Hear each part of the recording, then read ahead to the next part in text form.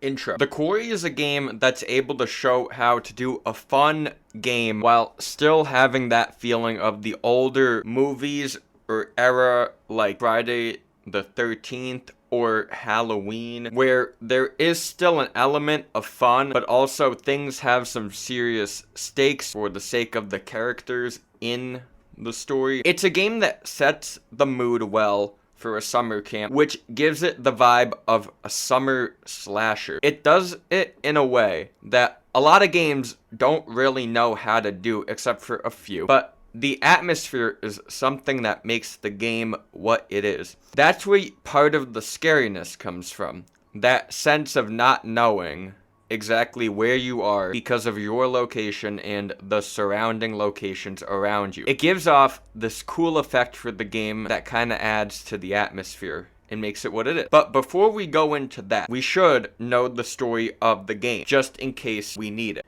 We start off with Laura and Max on their way to a summer camp before they've become camp counselors there. But since they're a day early, they hit a creature on the way there and run off the road. The sheriff of the local area tells them to go to a motel for the night, but of course, since they are teenagers, and you know how teenagers be, I guess, they don't listen, and they go and they investigate a weird little noise that they hear, which ends up being a dangerous creature because Max is attacked, and Laura's sedated by the sheriff. But then we cut to 2 months later at the end of summer. All the camp counselors who actually made it are getting ready for the summer to just be over. These counselors are Abby, Nick, Jacob, Emma, Ryan, and Dylan. A lot of names to remember, but not fully really. Jacob then decides to be an idiot because he's obsessed with Emma, so he wants to spend one more night with her. So he sabotages the group's vehicle. The owner, Chris, says stay inside until the morning when he comes with help. But guess what doesn't happen? You would be right if you said that. We throw a bonfire party and play Truth or Dare, which makes Emma kiss Nick, who Abby likes, so she runs into the woods. By the way, you can draw those arrows in your head, and so does Jacob. Jacob runs into the woods for obvious reasons. 2 hunters stalk everyone throughout the night, but nothing to worry about now. Nick finds Abby in the woods, but then gets bitten by a creature. Then Emma and Jacob hang out, but Emma swims off to the island, and Jacob walks back to the group, basically. Emma's attacked there and is able to get out. Back at the group, Dylan, Ryan, and Kate rescue Nick, who then turns into a werewolf at the cabin, which means he's dead. He's just, in theory, dead. We shoot him. He's gone. Bam! I shot him. This is where we meet up with Laura as she tells us about her time with Max in the slammer in the prison, when Travis, who is Chris's brother, puts them in there. Afterward, the sheriff. The curse turns people into a werewolf every full moon, so that's just how that is, really. And she has to kill Chris in order to get rid of it on Max. And so that's what happens as everyone heads up to the mansion where Constance berates Travis, and I mean berates him, for not protecting the family. Jedediah, who is one of the hunters from before, is in charge of the family. We basically learn about the Hackett family and their family tree, and yada yada, we learn about all of that. Then Chris gets attacked and killed by Laura after she and Ryan get captured.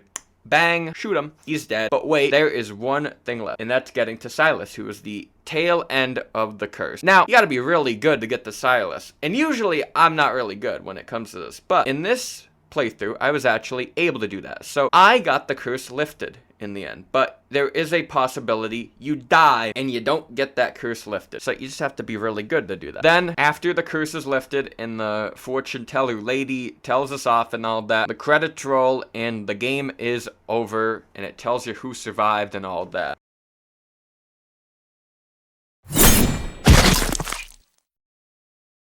Now, obviously, the game takes place in a summer camp and the surrounding area of a summer camp. So, you know, it's gonna have those cool summer vibes that everyone likes, because everyone likes summer. If you don't, I think you're weird. I think you're weird. That's one of the major things that makes the game stand out compared to all these other scary games that have a similar format. It's a nice thing to do because all the colors of the game feel very summerish, in a way where they all have these colors you see when it's summer in movies like Friday the 13th or all that at the camp. It's a very bluish tint for the camera angles. That's how I'll put it. But it adds to that atmosphere to you are at this summer camp that's in the middle of the woods. So you don't know where anything is because it's isolated from everywhere else. That's an important thing to note about the atmosphere. The fact that you aren't near anywhere, or really anyone, since you're in the forest. The middle of the forest, mind you. The only buildings near you are the ones owned by the summer camp or the family. At least in this example. Because some summer camps are near like a highway or something. I don't know why they do that, but it depends on what state you're in. If you're in an urbanized state, it's more likely that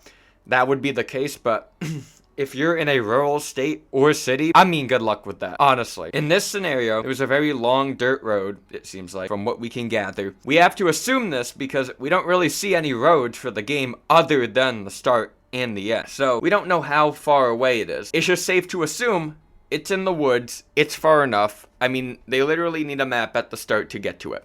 Because there's all this stuff like the Hackett House and the Watchtower. Basically all these things that are known for being deep in a forest. Usually away from civilizations and all that. The stuff you usually associate with the wilderness and being on your own and exploring and all that. So this form of isolation happens where you just don't know where to go because you can't go anywhere. That's the sense of stuff that's good in the game. The atmosphere makes you feel like you're trapped and you have limited ways out. That's one part of horror that makes it good.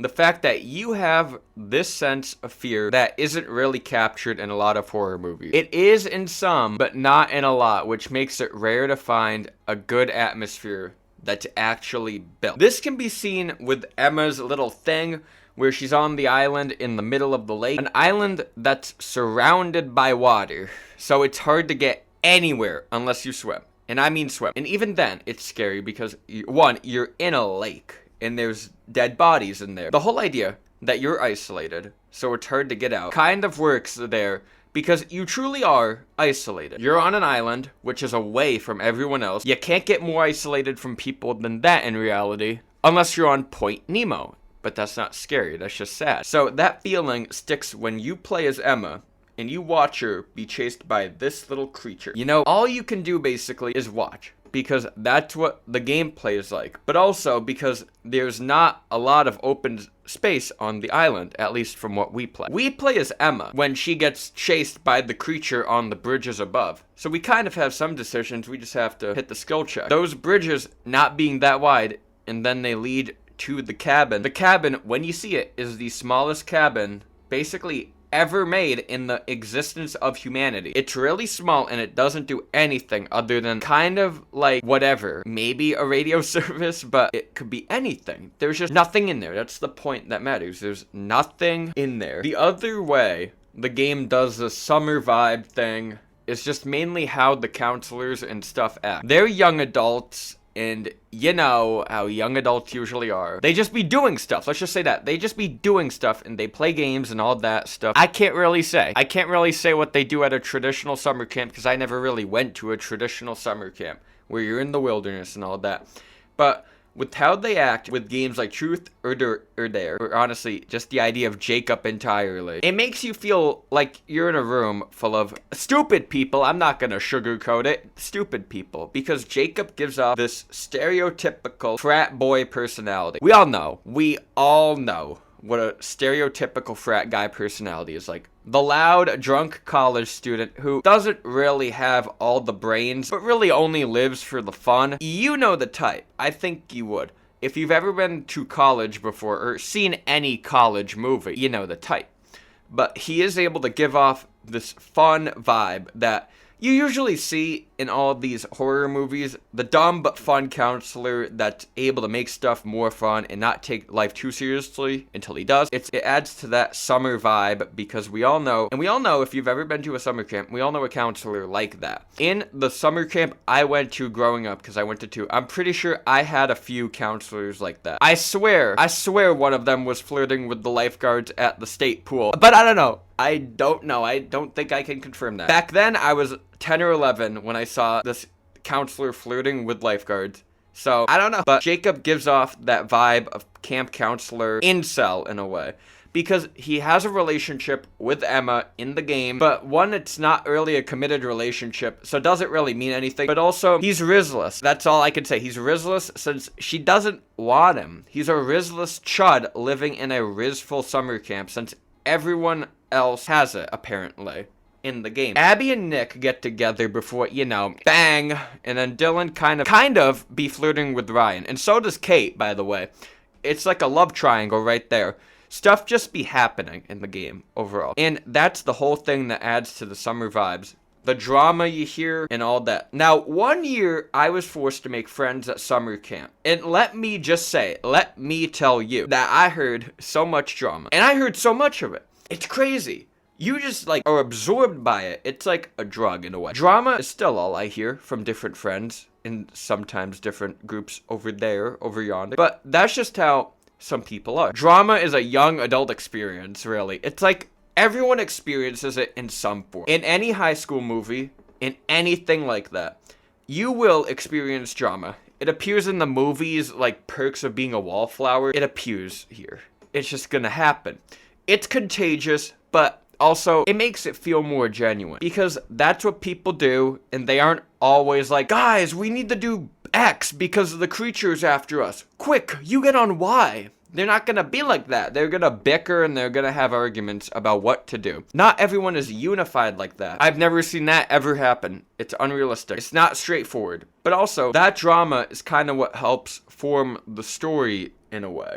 Because that drama goes into the events of the story. Like, Nick wouldn't have been attacked if Abby and Jacob didn't run into the woods. But also, Kate was kind of stupid for asking that dare, if we're being honest. But that's what fueled Nick getting attacked and also the people getting into the mess they would later get into. It's what made all of them die and have all this stuff happen to them. But that's just how summer camps work. Yeah, there's gonna be stupid stuff, but it's not gonna be completely boring. It's not gonna be like, yeah guys, let's do this or that. Yeah, actually, let's stay inside the entire night. Even though sometimes you kind of wish they did that. They couldn't make a game out of that because that would be boring if we're being honest. And we're being completely honest. People have to be doing stuff even if it means doing stupid stuff like not staying indoors because staying indoors doesn't make it interesting. Blah-de-da-de-da. Shout out to Ryan in-game though for trying to stay indoors even though it doesn't work. He falls for peer pressure, but he knows what's up.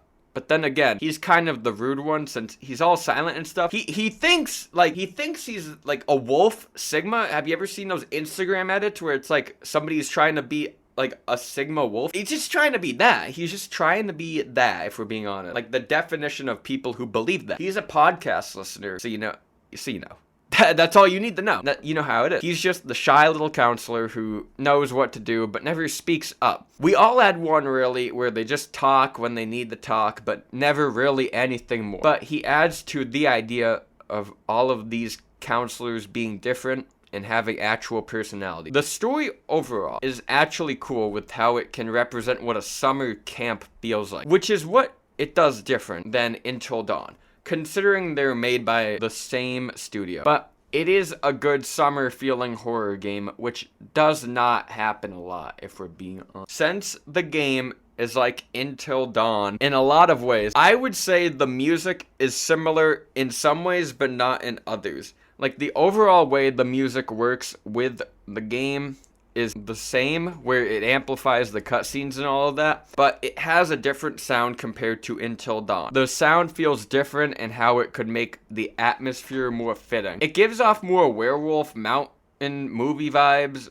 if that makes sense. Like Until Dawn gave off Winter Mountain horror vibes with cryptids in it because that's what it is. So this gives off werewolf horror vibe. It's good music, but it's just slower music overall, and it has a different tone. So there's only a few songs I would personally save to my liked songs on Spotify or whatever, but it does help the game overall with how it's played. And since it does that, let's see if the reviewers think the same way on how they think. On Metacritic, for the PC version, since that's the version I'm playing, they gave it a 79 out of 100, which is a C+ in normal terms. IGN gave the game a 7 out of 10, and Game Informer gave the game an 8.5 out of 10. So it really is all over the place. It could be anywhere, but it has a slight range. It didn't really get a lot of amazing reviews, but it did get overall good reviews. It really got the it's good enough reviews, which makes sense considering the studio brought Until Dawn, and that kind of is the better game, if we're being honest. We can't lie, because that's a sin, and so I'll just say Until Dawn's just the better game as a game. But it got good reviews, really,